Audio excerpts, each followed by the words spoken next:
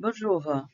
Et aujourd'hui, je vais aborder un sujet passionnant parce que c'est très innovant et en même temps, ça permet de comprendre justement par rapport à des façades très très complexes, la méthode à suivre sur les logiciels Revit, euh, sur des exemples concrets. Et donc, j'ai pris pour mon exposé d'aujourd'hui, j'ai pris deux références. Une référence qui c'est à partir d'un modèle spécifique et la deuxième, c'est le Bund Center à Shanghai de l'équipe Foster et Partners. Donc voilà un petit peu, je vais essayer de faire un peu vite parce qu'il y a beaucoup de contenu à développer, mais j'ai souhaité justement faire une présentation complète à niveau de la méthodologie à suivre sur Revit et a posteriori de voir comment on peut faire la mise en scène, le rendu pour qu'il soit vraiment mis en valeur les études à niveau de l'exercice des familles paramétriques sur Revit. Voilà. Donc, là, c'est les premiers exemples que je vais développer. Et le deuxième, c'est justement cette façade réalisée par Foster plus Partners et dont la conception, comme vous pouvez le voir, c'est une conception assez particulière parce que vous allez voir dans ce que je développe, il y a une ondulation dans les deux sens et il y a une mécanique qui permet d'avoir tous ces tubes qui sont réglés d'une façon paramétrique, c'est-à-dire en fonction d'une distance et d'une profondeur, et qu'on va pouvoir réguler et puis a posteriori voir cette ondulation qui est tellement particulière de cet ouvrage, hein, parce que justement je l'ai mis en valeur parce que je crois que ça n'existe pas un exemple aussi complexe, mais en même temps aussi beau à regarder que c'est celui-là. Bon, voilà. Donc, là, déjà, il y a un aspect que je voulais signaler, c'est de l'innovation, parce que cette méthode d'avoir des éléments en unité des modèles paramétriques, c'est pas quelque chose de ce type, c'est pas quelque chose qui est courante, hein. Donc, il y a eu beaucoup, j'imagine, et il y a des études au préalable qui ont permis d'arriver à cette réalisation. Bon, chaque élément suspendu est un tube en aluminium extrudé et recouvert de manchons en acier coloré.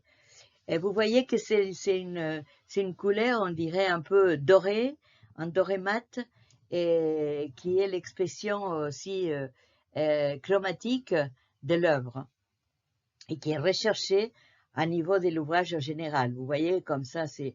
Moi, j'ai fait le développement en famille paramétrique sur Revit et comme d'habitude, je l'ai mis en scène avec le projet global sans avoir, comme d'habitude, aucun élément des plans directs techniques. C'est-à-dire que j'essaye à chaque fois de partir des éléments qui sont des images, de faire la relation des mises en échelle des images et puis a posteriori de pouvoir faire le montage et sur un rendu final par rapport à ce que je vois comme l'ouvrage déjà réalisé à Shanghai.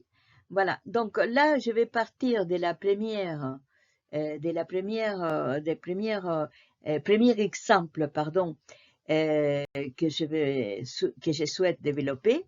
Et donc là, pour ça, c'est une façade ondulée, aussi également paramétrique, avec des éléments que vous allez voir se développent sur un spline en 3 dimensions.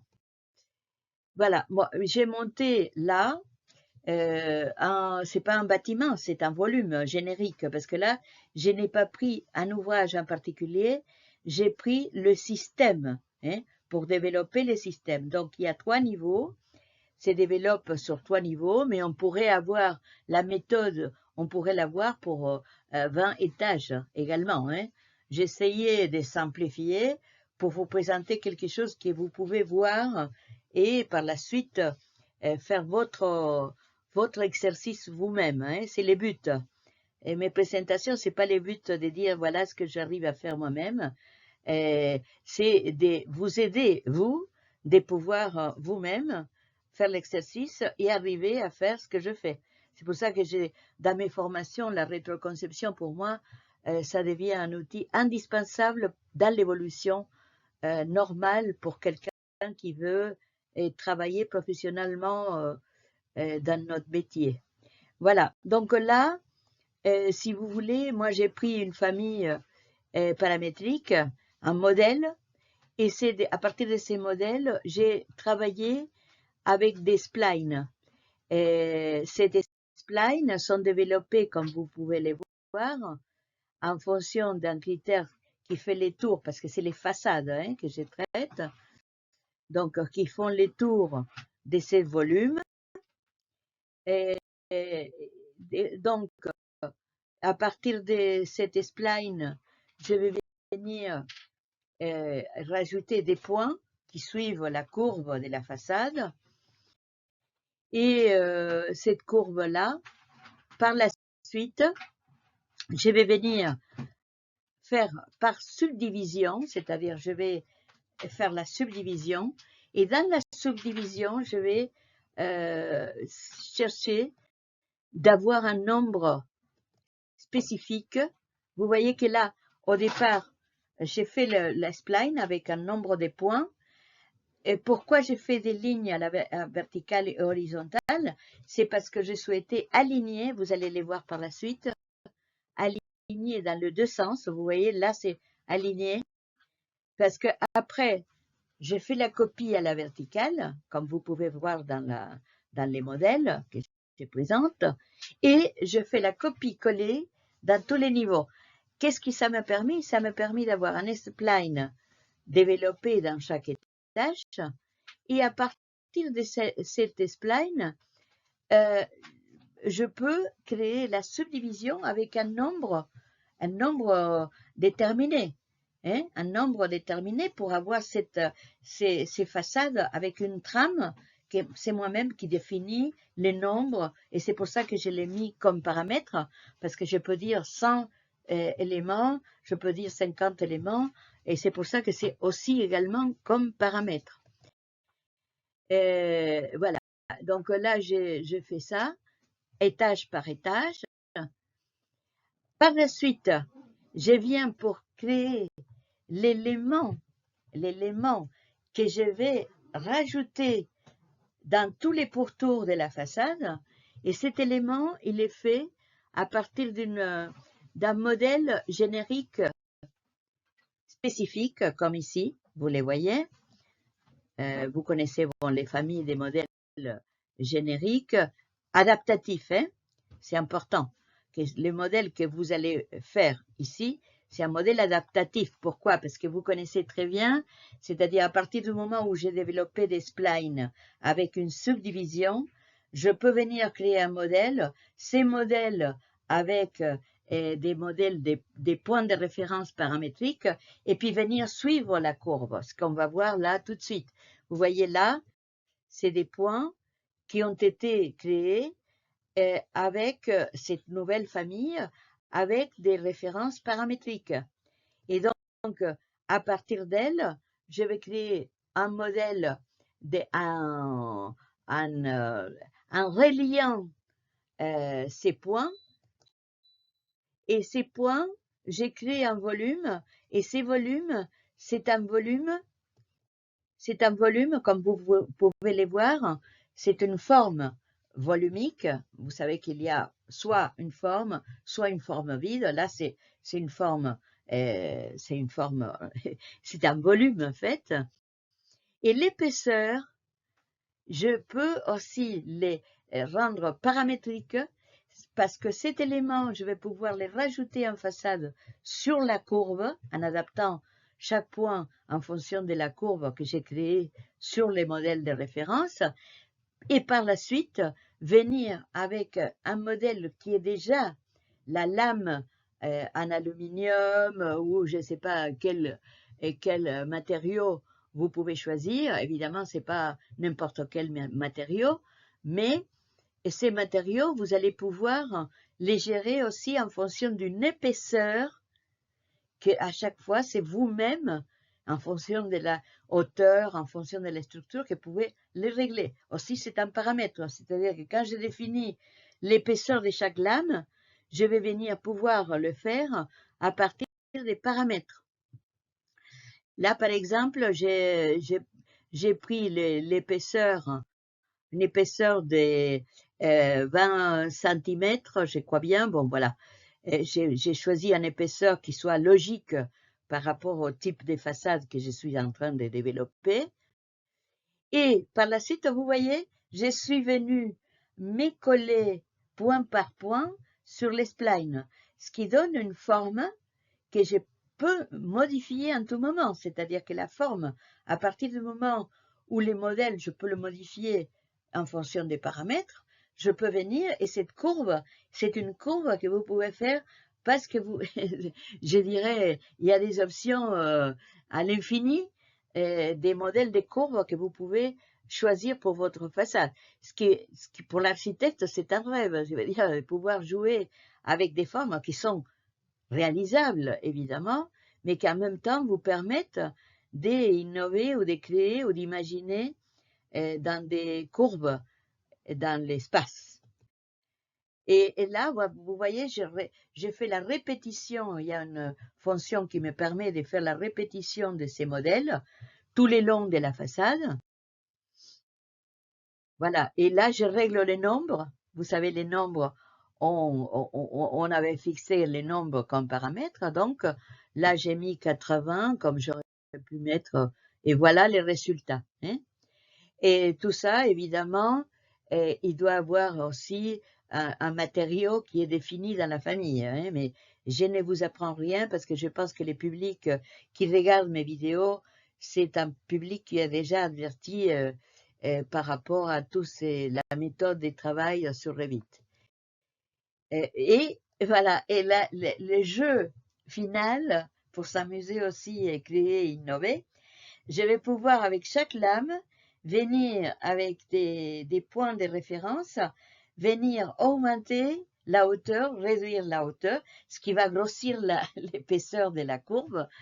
Et voilà, c'est une méthode qui me permet vraiment de jouer avec, évidemment, quand je dis jouer, c'est l'aspect sérieux du jeu, c'est-à-dire parce que, évidemment, les limites, c'est que les formes que je vais proposer soient à l'arrivée réalisables, hein, sinon ça n'a aucun sens de jouer avec des courbes en 3D, pour nous, en tout cas.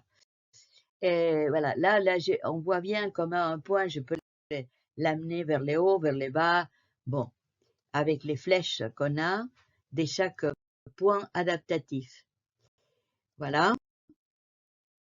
Et voilà, bon, j'ai fait vite fait parce que c'était pas le but non plus d'aller trop loin dans le rendu, étant donné que là, c'est pas un cas de rétroconception, c'est un cas hypothétique d'un modèle de façade. Donc, j'ai fait un mur rideau derrière pour voir comment cette façade peut jouer avec l'ondulation décidée par vous-même sur la même trame du projet.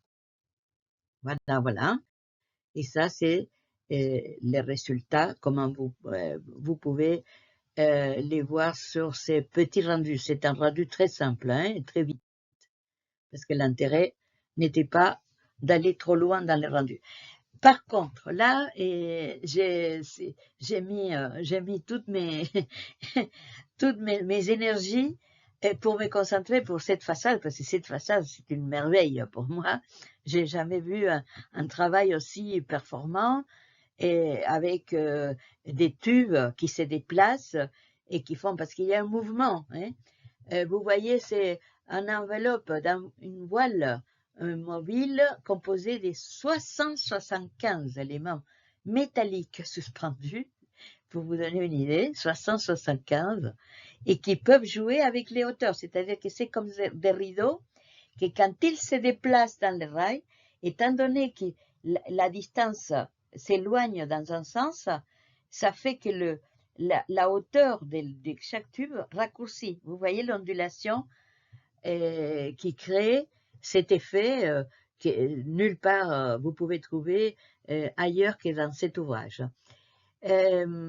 Ces éléments se déplacent en 3 rails et modifiant l'opacité du bâtiment et offrant une vue dynamique sur Pudong.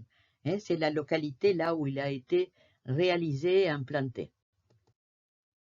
Bon, comme d'habitude, je vais aller très vite aussi parce qu'on a tellement de slides que c'est impossible sinon.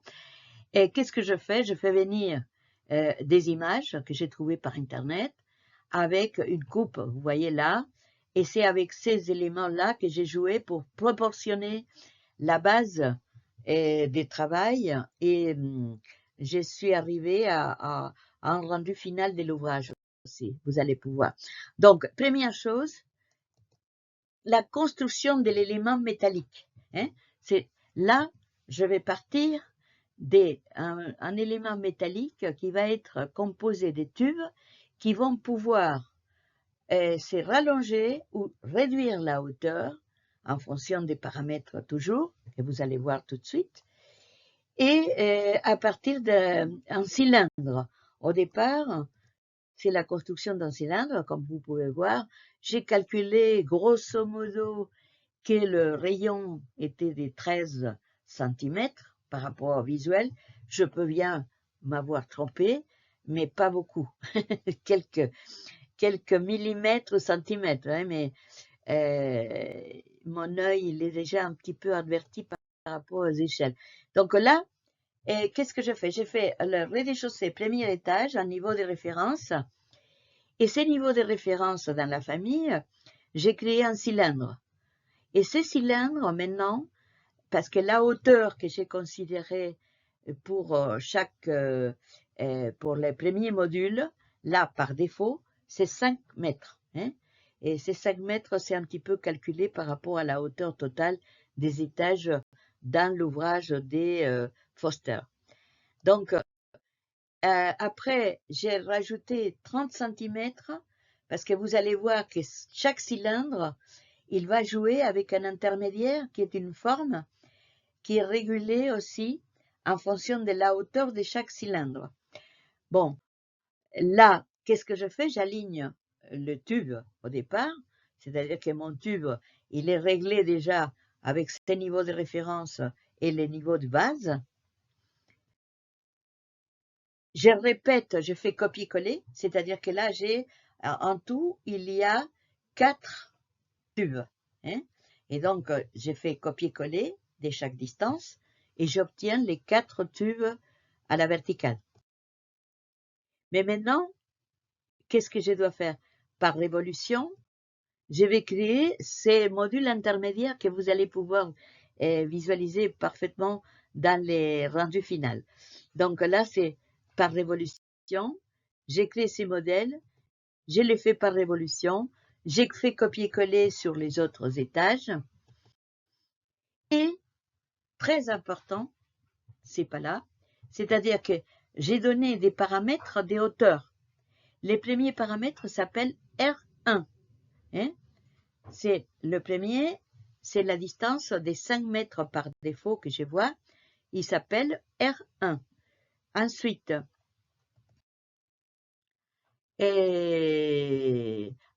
le deuxième, je les nomme R2, c'est un paramètre évidemment d'occurrence, parce que je vais pouvoir les régler directement après à l'arrivée sur les projets. C'est pas, vous savez qu'il y a des paramètres de type et des paramètres d'occurrence. D'occurrence, c'est quand je veux faire pianoter et réguler les hauteurs visuellement à l'arrivée. De type, c'est quand je veux que les modèles soient figés par rapport à un paramètre à l'avance. Et donc là, c'est R2. Et voilà, R2, R3, il y a tous les hauteurs là qui s'affiche avec les éléments intermédiaires.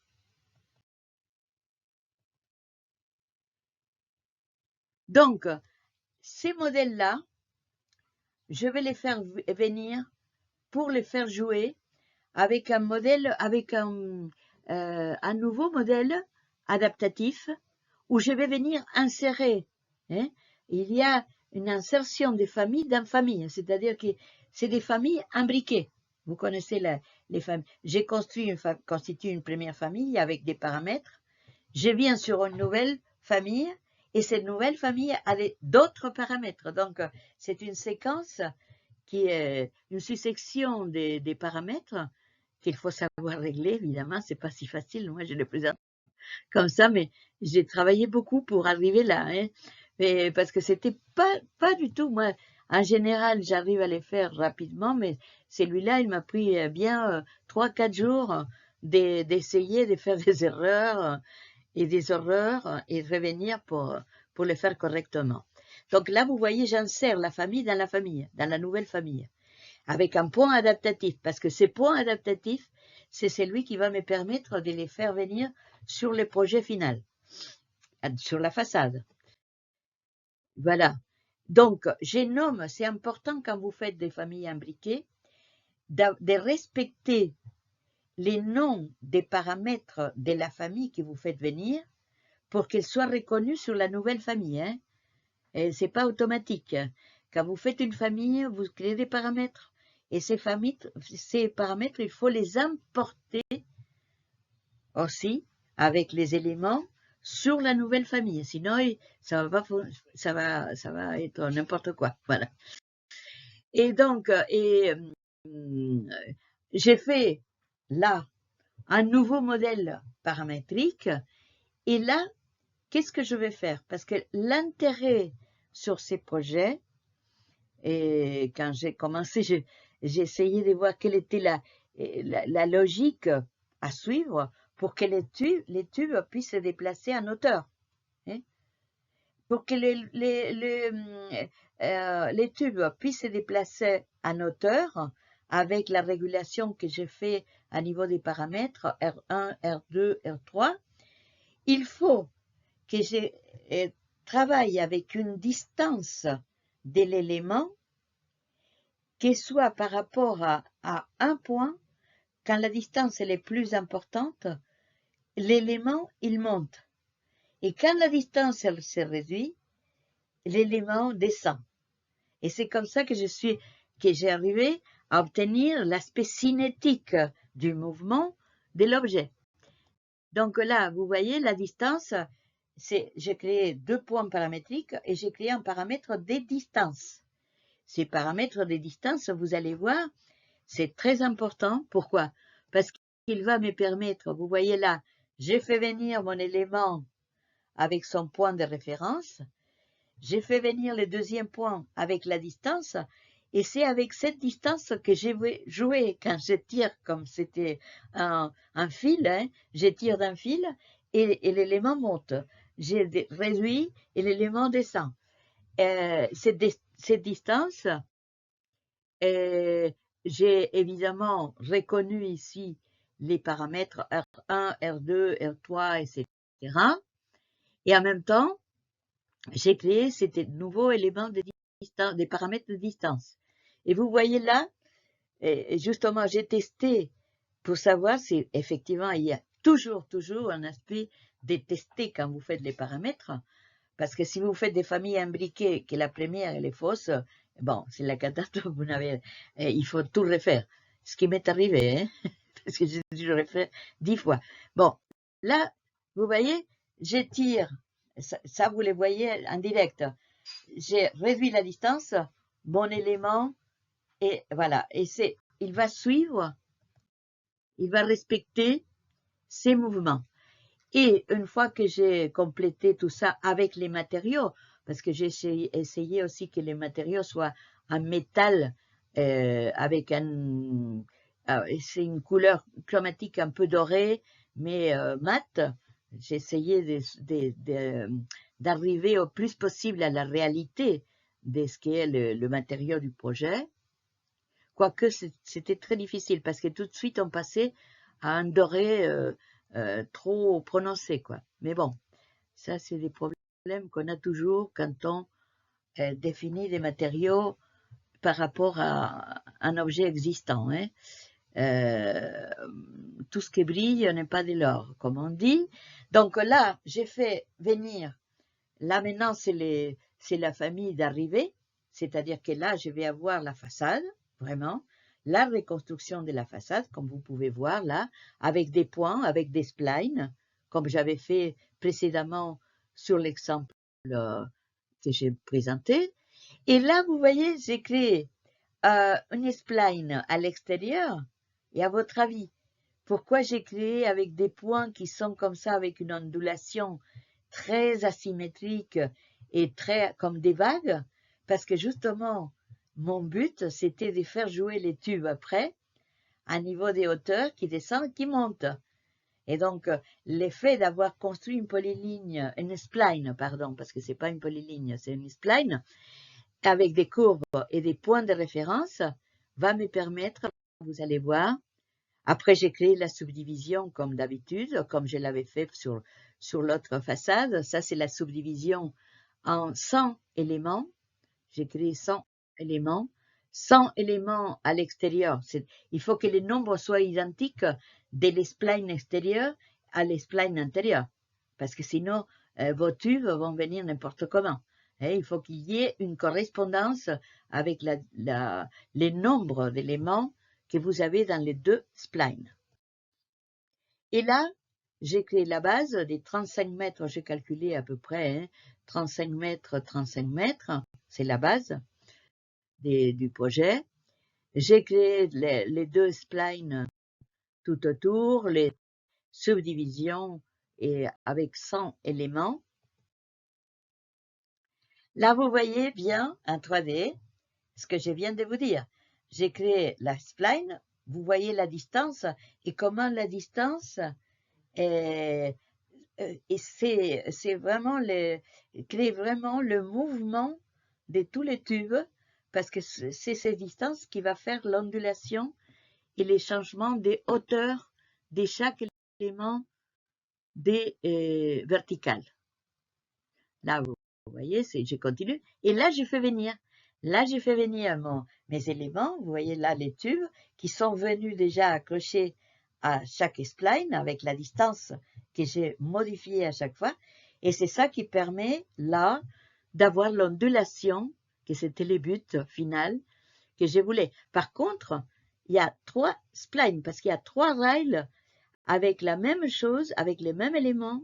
Et c'est comme s'il y avait 3 rideaux successifs avec des ondulations qui sont différentes à chaque fois. Là, vous pouvez voir, là j'ai inséré 3 splines et chaque spline avec un mouvement différent et c'est ça qui donne après ce que vous voyez en 3D, les éléments qui vont venir en ondulation. Voilà, c'est ça.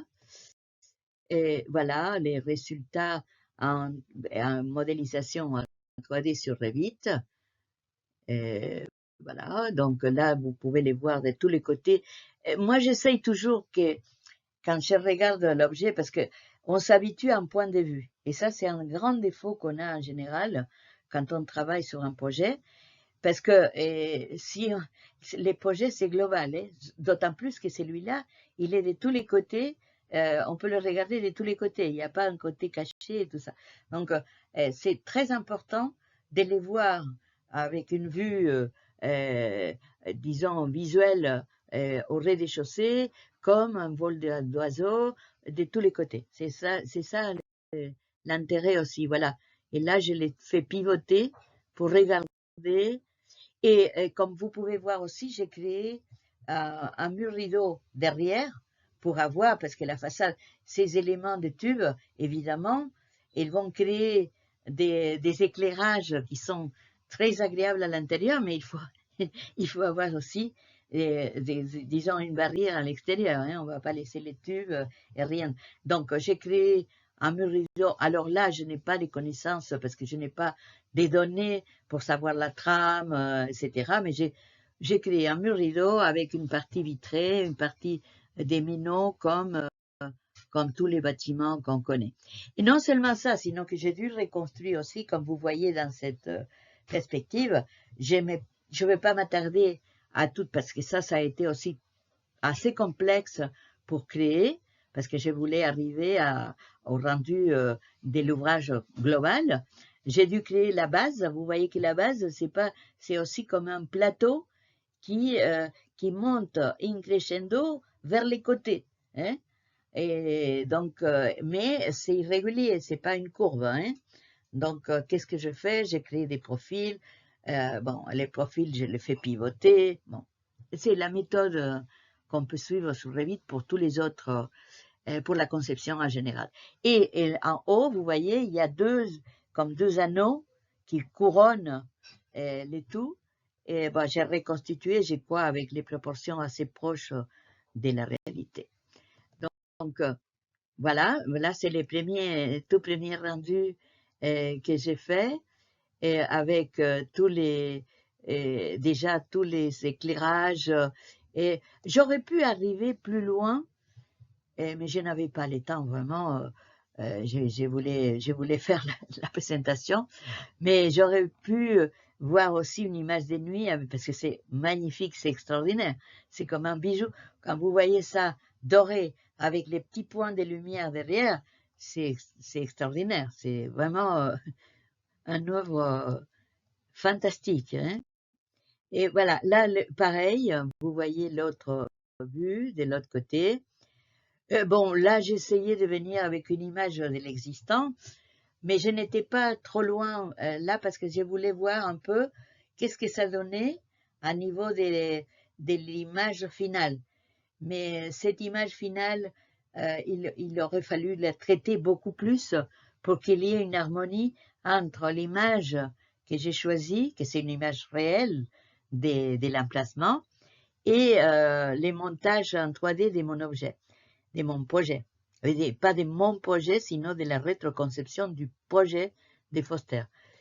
Et donc, là, vous voyez, là, vous pouvez voir les tubes avec les hauteurs différentes, et vous pouvez voir les petites couronnes qui créent les liens entre chaque cylindre.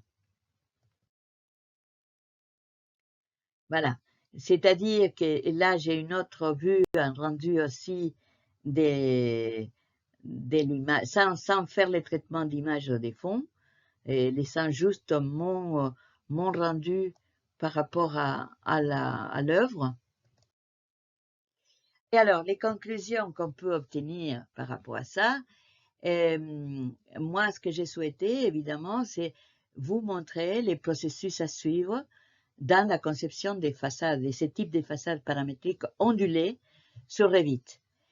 La procédure, si je synthétise ici dans les conclusions, la création d'une trame de la façade avec les niveaux et les détails géométriques du projet. Hein. C'est-à-dire que la morphologie, la géométrie, je ne peux pas dire que c'est partout pareil. Il faut évidemment l'adaptation par rapport à la morphologie réelle du projet. Et création des familles imbriquées, comme vous avez apprécié dans mon exposé, avec l'aide des paramètres réadaptés en fonction des mouvements qu'on a souhaité créer de chaque élément.